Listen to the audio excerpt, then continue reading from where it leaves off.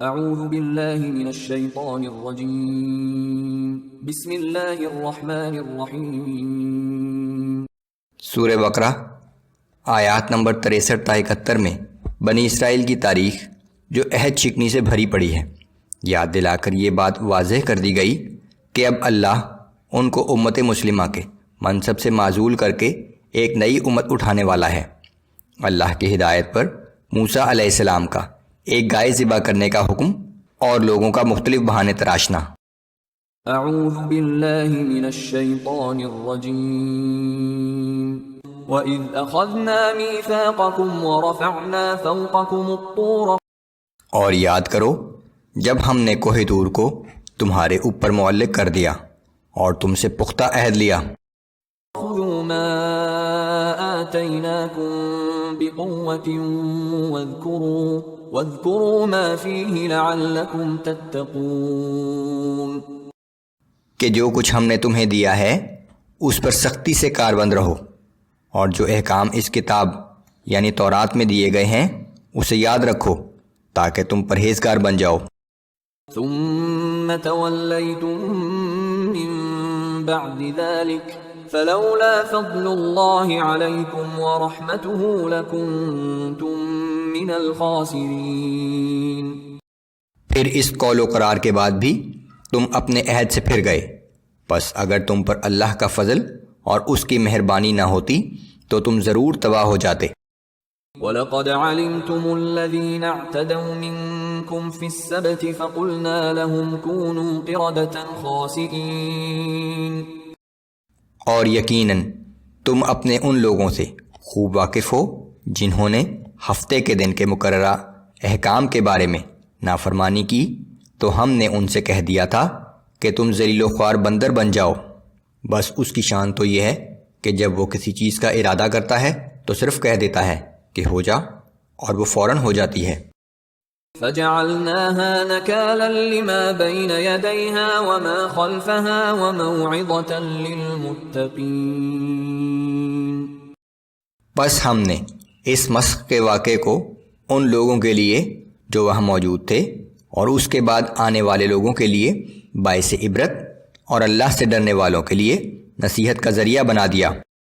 وَإِذْ قَالَ مُوسَى لِقَوْمِهِ إِنَّ اللَّهَ يَأْمُرُكُمْ أَن تَذْبَحُوا بَقَرَةً قَالُوا أَتَتَّخِذُنَا هُزُوًا۔ اور وہ واقعہ یاد کرو جب موسیٰ علیہ السلام نے اپنی قوم سے کہا کہ بے شک اللہ تمہیں ایک گائے ذبح کرنے کا حکم دیتا ہے، تو وہ کہنے لگے کہ کیا آپ ہم سے مذاق کرتے ہیں؟ قال اعوذ باللہ ان اکون من الجاہلین۔ موسیٰ علیہ السلام نے فرمایا کہ میں اللہ کی پناہ مانگتا ہوں کہ میں نادانوں جیسی باتیں کروں۔ قالوا ادع لنا ربك يبين لنا ما هي۔ انہوں نے کہا کہ آپ ہمارے لیے اپنے رب سے درخواست کریں کہ وہ ہمیں واضح طور پر بتا دے کہ وہ گائے کیسی ہو۔ قال انه يقول انها بقرة لا فارض ولا بكر عوان بين ذلك فافعلوا ما تؤمرون۔ موسیٰ علیہ السلام نے کہا کہ اللہ فرماتا ہے کہ وہ گائے ایسی ہونی چاہیے کہ نہ تو بالکل بوڑھی ہو اور نہ ہی بہت کم عمر بلکہ درمیانی عمر کی ہو، پس اب جس بات کا تمہیں حکم دیا گیا ہے اس کی تعمیل کر ڈالو۔ قالوا ادع لنا ربك يبين لنا ما لونها قال إنه يقول إنها بقرة صفراء فاقع لونها تسر الناظرين۔ وہ بولے کہ اپنے رب سے ہمارے حق میں دعا کریں، وہ ہمارے لیے بالکل واضح کر دے کہ اس کا رنگ کیسا ہو۔ موسیٰ علیہ السلام نے کہا کہ اللہ فرماتا ہے کہ اس گائے کا رنگ زرد ہونا چاہیے، اس کی رنگت ایسی گہری شوخ ہو کہ دیکھنے والوں کو بہت اچھی لگے۔ قالوا ادع لنا ربك يبين لنا ما هي إن البقرة شابه علينا وإنا إن شاء الله لمهتدون۔ انہوں نے کہا کہ بے شک ہم گائے کے بارے میں کچھ شبہ میں پڑ گئے ہیں۔